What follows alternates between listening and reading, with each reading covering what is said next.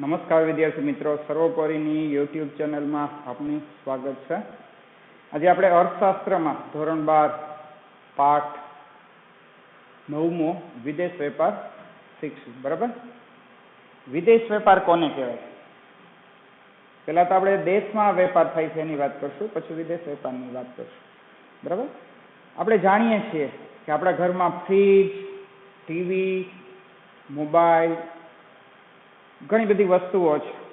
બરાબર? Washing machine, એસી, શું આ બધી આપણા દેશની જ વસ્તુઓ છે? કદાચ તમારા ઘરમાં ટીવી હશે એ જાપાનની સોની કંપનીનું હશે, તમારા ઘરમાં વોશિંગ મશીન હશે એ કદાચ ઉત્તર કોરિયાની કંપનીનું હશે. બરાબર? તમારા ઘરમાં કાર હશે, કદાચ જર્મનીની હશે. તો કોઈ પણ એક દેશ છે એ બધી જ પ્રકારની સાધન સામગ્રીનું ઉત્પાદન કરી શકતો નથી. તો શું થાય છે? તો કે આપણે બીજા દેશ ઉપર આધાર રાખવો પડે. કોઈ દેશ એવો નથી કે જે સંપૂર્ણ બધી જ પ્રકારની વસ્તુઓ બનાવી લેતો હોય. બરાબર? બીજું કે અમુક દેશની ખાસિયત હોય છે એ અમુક પ્રકારના ઉત્પાદનમાં આગળ હોય છે. બરાબર? તો આપણે એ જ વસ્તુ જોવાની છે, આંતરિક વેપાર અને વિદેશ વેપાર. આંતરિક વેપાર એટલે દેશની સરહદની અંદર જ જે વેપાર થાય છે. બરાબર? તે દેશની સરહદની અંદર જ જે વેપાર થાય છે એને શું કહેવાય છે? આંતરિક વેપાર. બરાબર? દેશની સરહદની અંદર. બરાબર? જે દેશની સરહદની બહાર જે સરહદ વટાવીને છે વિદેશમાંથી જે વસ્તુ ખરીદવામાં આવે અથવા વિદેશમાં જે વસ્તુ વેચવામાં આવે તો એને શું કહેવાય? વિદેશ વેપાર. વિદેશ વેપારના બે સ્વરૂપ છે, આયાત વેપાર અને નિકાસ વેપાર. આપણી કોઈ ચીજ વસ્તુ કે સાધન સામગ્રી, મશીનરી આપણે વિદેશ બીજા દેશને વેચીએ તો એ નિકાસ કહેવાય છે. બરાબર? નિકાસ વેપાર કહેવાય છે. વિદેશની કોઈ પણ વસ્તુ છે એ આપણા દેશમાં મંગાવીએ, ખરીદીએ તો એ આયાત વેપાર કહેવાય છે. બરાબર? એટલે વિદેશ વેપારના બે સ્વરૂપ છે. હવે આપણે વિદેશ વેપારના કારણો જાણીશું કે શા માટે આપણે વિદેશ વેપાર કરવો પડે. બરાબર? તો અહીંયા આપણે વિદેશ વેપારના કારણોની વાત કરશું. બરાબર? તો પેલું કારણ છે, દેશમાં ઉપલબ્ધ ઉત્પાદનના સાધનોમાં તફાવત હોય છે. બરાબર? અમુક દેશમાં અમુક પ્રકારના સાધનો છે એની સગવડતા હોય છે. તમે જુઓ, જે ઈરાન, ઈરાક એવા દેશ છે કે જ્યાં કુદરતી સંપત્તિમાં ખનિજ તેલ મળી આવે છે, જેથી કરીને એ ખનિજ તેલના ઉત્પાદનમાં અગ્રેસર છે. બરાબર? આપણે ગુજરાત તો કે કપાસના ઉત્પાદનમાં અગ્રેસર છે, કારણ કે એ પ્રકારની જમીન છે, આબોહવા છે, જેને લીધે અહીં કપાસ વધારે થાય છે. ઇઝરાયલ છે એ ગુલાબની ખેતી કરે છે. બરાબર? તો એક અમુક પરિસ્થિતિ એવી નિર્માણ થાય છે જેને લીધે શું કે ત્યાં એ વસ્તુનું ઉત્પાદન સરળ બની જાય છે. એટલે દેશમાં ઉપલબ્ધ ઉત્પાદનના સાધનો છે એ અલગ અલગ પ્રકારના હોય છે. બરાબર? કોઈ દેશ છે કારના ઉત્પાદનમાં આગળ હોય છે, કોઈ દેશ છે એ મોબાઈલના ઉત્પાદનમાં આગળ હોય છે. બરાબર? ટૂંકમાં અહીંયા સાધનો કઈ રીતના છે, એની નીતિ કઈ રીતની છે એ ઉપર આધાર રાખે છે. બરાબર? બીજું છે ઉત્પાદન ખર્ચ. અમુક દેશમાં અમુક પ્રકારની વસ્તુનો જે ઉત્પાદન ખર્ચ છે એકદમ નજીવો આવતો હોય છે, તેથી ત્યાં એ વસ્તુ બનાવવી છે એ સરળ બની જાય. તમે જુઓ, જેમ કે ચીનમાં બેટરી છે, મોબાઈલની બેટરી છે, મોસ્ટ ઓફ અમુક એકાદ બે કંપની, સોની જેવી એકાદ બે કંપનીને બાદ કરો તો મોસ્ટ ઓફ કંપનીની જે બેટરી છે એ ચાઇનામાં બને છે. શું કામ? તો કે ત્યાંના જે રૂલ્સ રેગ્યુલેશન છે, નિયમો છે, કે એ જે બેટરીને બનાવતા ઉદ્યોગોની નીતિને સપોર્ટ કરતા હોય છે. ટૂંકમાં ત્યાંના નિયમો હળવા હોય છે. હવે બીજે ક્યાંય જો આનું ઉત્પાદન કરે તો એ વસ્તુ છે એ કોસ્ટલી પડે, મોંઘી પડે છે. બરાબર? તો એ પ્રકારનું વાતાવરણ છે, એટલે ત્યાં ઉત્પાદન ખર્ચ ઓછો આવે. એટલે શું થાય કે ત્યાં એ વસ્તુનું ઉત્પાદન વધારે થાય. બરાબર. પછી તમે જુઓ થાઈલેન્ડમાં જે મેમરીને લગતી, સ્પેસને લગતી વસ્તુ બને છે. કોમ્પ્યુટરની હાર્ડ ડિસ્ક છે, મેમરી કાર્ડ છે, બરાબર. તો આ વસ્તુ છે એ ત્યાં બનાવવી તો કે એ પ્રકારની નીતિ છે, એટલે ત્યાં બનાવવી સસ્તી પડે છે, ઉત્પાદન ખર્ચ ઓછો આવે છે, બરાબર. પછી LED ટીવી છે, તો મલેશિયા છે, ઇન્ડોનેશિયા છે, બરાબર. તો ત્યાં આ LED ટીવી બનાવવા સસ્તા પડે છે, ઉત્પાદન ખર્ચો ઓછો આવે છે, એટલે એ ત્યાં બને છે. આપણે તમે જુઓ બેંગ્લોર અને હૈદરાબાદ, દુનિયાની મોટી મોટી કંપની, માઇક્રોસોફ્ટ છે, રેડ હેટ છે, બરાબર, લિનક્સ છે, તો એ ઘણી બધી કંપનીઓ છે એ બેંગ્લોર ને હૈદરાબાદમાં તો કે સોફ્ટવેર બનાવવા માટેનું કામ આપે છે ઓનલાઈન, બરાબર. શું કામ? તો કે અહીંયા સોફ્ટવેર બનાવવા ઈઝી બને, ટૂંકમાં એને ઉત્પાદન ખર્ચો ઓછો આવે છે એટલા માટે. ત્રીજું છે ટેકનોલોજીકલ પ્રગતિ. દરેક દેશમાં ટેકનોલોજીકલ પ્રગતિ સરખી નથી હોતી, બરાબર. તમે જો જર્મની છે એ કારના ઉત્પાદનમાં તો કે પ્રખ્યાત છે. જેટલું કાર વિશે સંશોધન જર્મનીમાં થયું છે એટલું બીજું ક્યાંય નથી થયું. એટલે કારના ઉત્પાદનમાં, કારની ટેકનોલોજીમાં તો કે જર્મની છે એ આગળ છે, એના જેવી કોઈ કાર નથી બનાવી શકતું સ્માર્ટ. એ જ રીતે રોબોટિક્સ ટેકનોલોજીમાં તો કે જાપાન આગળ છે, બરાબર.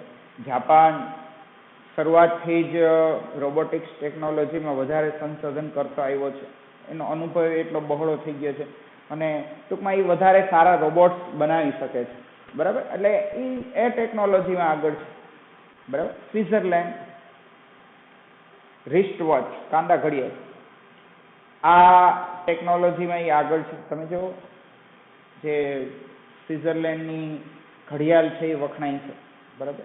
અને સ્વિસ બેંક પણ, સ્વિટ્ઝરલેન્ડની બેંકો પણ વખણાય છે. લોકો સૌથી વધુ ત્યાં પૈસા મૂકે છે વિશ્વના લોકો. શું કામ? કે એની બેન્કિંગ નીતિ એ ટાઈપની છે કે બીજા માણસોને સરળતા રહેતી હોય છે. એટલે ટેકનોલોજીકલ પ્રગતિ છે એ દરેક દેશમાં સરખી હોતી નથી. ઘણા દેશો છે એ અમુક પ્રકારની બાબતમાં આગળ હોય છે, બરાબર. એ જ રીતે ચોથું, શ્રમ વિભાજન અને વિશિષ્ટીકરણનો લાભ, બરાબર. તમે નાસામાં જાઓ, તમે માઇક્રોસોફ્ટમાં જાઓ, તમે ગૂગલમાં જાઓ, આ બધી અમેરિકામાં આવેલી કંપનીઓ છે, પણ આ બધી કંપનીઓમાં તમારે જોઈ લેવાનું તો કે સૌથી વધુ કયા દેશના લોકો હોય છે? તો કે ભારતીય. નાસામાં, માઇક્રોસોફ્ટમાં, ગૂગલમાં થી તમે જો ભારતીયોને હટાવી લ્યો તો એ કંપનીઓ ચાલે જ નહીં. કારણ કે એક બુદ્ધિ પ્રતિભા છે એ ભારતમાં છે, એ બીજે ક્યાંય નથી. 80% માણસો તમને આ કંપનીઓમાં ભારતના જોવા મળશે. તો એ વિશિષ્ટીકરણ થયું, બરાબર. આ સિવાય શ્રમ વિભાજન, જે કામ છે એના ભાગ પાડી લેવા, બરાબર છે, શ્રમ વિભાજન કહેવાય. દાખલા તરીકે તમે જુઓ, નાના ધોરણમાં એક જ શિક્ષક ગણિત ભણાવતો હોય, ગુજરાતી ભણાવતો હોય, ઇંગ્લિશ ભણાવતો હશે, બધું એક જ કરતો હશે. પણ તમે મોટા ધોરણમાં જુઓ શું થાય છે? ગણિત વાળો અલગ શિક્ષક, ગુજરાતી વાળો અલગ શિક્ષક. તો આને શું કહેવાય? શ્રમ વિભાજન, બરાબર. આપણે સોફ્ટવેર ટેકનોલોજીમાં આગળ છીએ, બરાબર. તો અહીંના જે સોફ્ટવેર એન્જિનિયરો છે એની વિશ્વમાં માંગ છે, બરાબર. તો એ શ્રમ વિભાજનથી કે ભાઈ આ દેશમાં. પછી તો કે વ્યવસ્થાપન, આપણી અમદાવાદની IIM સંસ્થા છે એ વિશ્વમાં પ્રખ્યાત છે, બરાબર. શેના માટે? મેનેજમેન્ટ માટે, બરાબર. અમદાવાદમાં IIMમાં MBA કરેલા લોકો છે એ બેરોજગાર રખડતા નથી, બરાબર. હજી તો એ ભણતા હોય ત્યાં જ એને જોબ મળી જાય છે, અને સારી એવી જોબ મળે છે, બરાબર. તો એ શ્રમ વિભાજન છે કે ભાઈ આ દેશનું આ યુવાધન છે આ વસ્તુ માટે પ્રખ્યાત છે, બરાબર.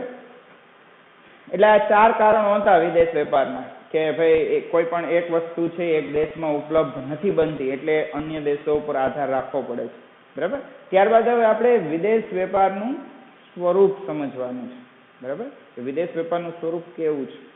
એમાં પહેલું છે વિદેશ વેપારમાં સાધનોની ભૌગોલિક તથા વ્યવસાયિક ગતિશીલતા ઓછી હોય છે, બરાબર? વિદેશ વેપારમાં સાધનોની અને ભૌગોલિક વ્યવસાયિક ગતિશીલતા ઓછી હોય છે. દરેક વ્યક્તિ છે એ પોતાની માતૃભૂમિને છોડીને જવા માંગતો નથી, બરાબર? માણસને જો ગામમાં કામ મળતું હોય તો એને શહેરમાં નથી જવું, શહેરમાં મળતું હોય કામ તો એને અન્ય શહેરમાં કે અન્ય રાજ્યમાં નથી જવું, બરાબર? જો લોકલ લેવલે કામ મળે તો, પણ જો કામ ન મળે તો અનાયાસે એને એ સ્થિતિમાં જગ્યા છોડીને જવું પડે છે, બરાબર? તો આપણી વ્યવસાયિક ગતિશીલતા ઓછી છે, બરાબર? મોરબીમાં તમને 15,000ની નોકરી મળતી હશે અને અમદાવાદ તમને 20,000ની નોકરી મળતી હશે. વ્યક્તિ છે એ 15,000ની નોકરી કરશે, અમદાવાદ 20,000ની નોકરી કરવા નહીં છે. વિચારશે કે હવે ઘરે ને ઘરે તો ખરા, બરાબર? ઘરનું સારું ખાવાનું પીવાનું બધું મળી રહે, બરાબર? ઓલું તો બહાર ગયા ટિફિન બંધાવે, ખોરાક સારો મળે ન મળે, બરાબર? તો એમ થાય કે ઘેર બેઠા વતનમાં જો કામ મળતું હોય તો એ બીજે જવા પ્રયાસો કરતા નથી, ઓછા પ્રયાસો, એટલે કે વ્યવસાયિક ગતિશીલતા ઓછી હોય છે, બરાબર? બીજું કે વિદેશ વેપારમાં સાધનોની ભૌગોલિક ગતિશીલતા, સાધનો એક જગ્યાએથી બીજી જગ્યાએ લઈ જવા ખૂબ જ ખર્ચાળ બને છે અને એની ગતિશીલતા ઓછી હોય છે, બરાબર? ત્યાર પછી બીજું, વિવિધતા ધરાવતી ચીજ વસ્તુઓનો વેપાર. કોઈ પણ અગાઉ આપણે વાત કરી કે કોઈ પણ દેશમાં તો કે અમુક પ્રકારની જ વસ્તુ મળતી હોય છે, તો હવે એને બીજા પ્રકારની વસ્તુ જોતી હોય તો વિદેશ વેપાર કરવો પડે, બરાબર? શરૂઆતમાં આપણા દેશમાં તો કે મારુતિ સુઝુકીની મારુતિ 800, જેને આપણે જે ફ્રન્ટી તરીકે ઓળખીએ છીએ, બરાબર? તો એક જ કાર બનતી. શરૂઆતમાં હીરો હોન્ડા કંપનીનું સ્પ્લેન્ડર ને CD100 જ મળતું, પણ આમાં વિવિધતા આવી. ક્યારે? તો કે વિદેશ વેપાર વધ્યો. અત્યારે તમે જુઓ ખાલી મારુતિ સુઝુકીની જ એક કાર નથી મળતી, મારુતિ સુઝુકી એક કાર નથી બનાવતી, ઘણી બધી કાર બનાવે છે, બરાબર? આ સિવાય મારુતિ સુઝુકી સિવાય પણ તમને ઘણી બધી કારો મળી જાય. લગભગ 17 થી 18 કંપનીઓ એવી છે જે ભારતમાં કાર વેચે છે. તો વિવિધતા મળી, બરાબર? એટલે ટૂંકમાં જે વિવિધતા ધરાવતી ચીજ વસ્તુ, અત્યારે તમે જુઓ ખાલી સ્પ્લેન્ડર કે CD100 નથી મળતું, બીજી ઘણી બધી કંપનીઓ છે, 10 થી 12 કંપનીઓ એવી છે જે બાઇક બનાવે છે અને વિવિધતાવાળા બાઇક બનાવે છે. ટૂંકમાં તમને વેરાયટી મળે. જૂના સમયમાં તમે ટીવી લેવા જાઓ, મર્ફી કંપનીનું જ આવતું, પણ અત્યારે ટીવી લેવા જાવ તો ઘણી બધી વેરાયટી મળે, ઘણા બધા. અને એવું નથી એક જ સાઇઝનું નહીં, તમને ઘણી બધી સાઇઝ, 20 ઇંચ, 32 ઇંચ, બરાબર? 40, 50, 55, 65 ઇંચ સુધીના ટીવી મળી જાય છે. એટલે વિવિધતા મળી આપણને, બરાબર? ત્રીજું છે પડકારજનક સ્વરૂપ, ભાષા, રુચિ, ટેવ, સંસ્કૃતિના બહુ. વિદેશ વેપારનું સ્વરૂપ કેવું છે? તો કે પડકારજનક. વિદેશ વેપાર થોડોક અઘરો છે, કારણ કે આજે તમે જે ભાષા બોલો છો, આજે દેશમાં વેપાર કરો તો હાલો તમને ઇંગ્લિશ ન આવડે પણ હિન્દી તો આવડે, બરાબર? તમને હિન્દી આવડતી હોય તો ભારતના કોઈ પણ રાજ્યના લોકો સાથે તમે વેપાર કરી શકશો.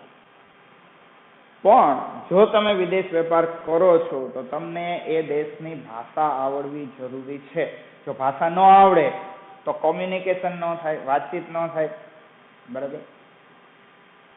અને ખાસ કરીને જો તમને બીજી કોઈ ભાષા ન આવડે તો ઇંગ્લિશ તો ફરજિયાત આવડવી જોઈએ. ઇંગ્લિશ છે ઇન્ટરનેશનલ ભાષા છે. હવે એ ભાષા ન આવડે તો પછી તમે વેપાર કરી ન શકો, બરાબર? એટલે સ્વરૂપ થોડુંક પડકારજનક છે. રુચિ, ટેવ, દરેક દેશમાં અલગ પ્રકારની માણસોની જે સ્થિતિ હોય છે, અલગ પ્રકારની જે પસંદગી ધરાવતા હોય છે. તો જે દેશમાં જેવી વસ્તુ માણસો પસંદ કરે છે એવી વસ્તુ બનાવવી પડે.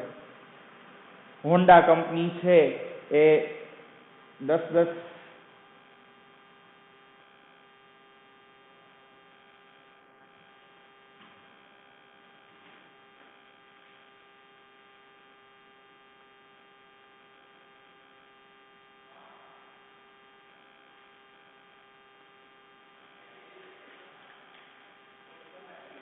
ચાલુ રાખું કે બંધ કરું?